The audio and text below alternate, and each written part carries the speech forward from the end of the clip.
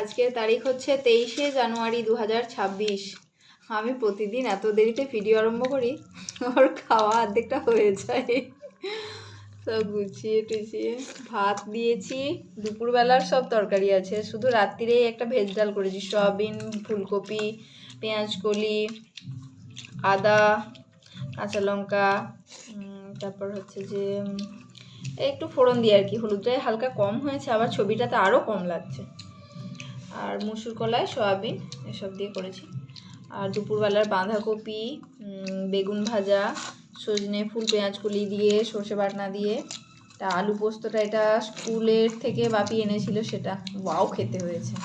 এটা তিল বাটা, এত কিছু খাবার দাবার, এই যে ডাল করেছি, এই যে আমাদের স্টকের খাবার সব, ওয়াও ওয়াও ওয়াও ওয়াও। ভাতটা ওই বেলা গরম করে নিয়েছি জাস্ট।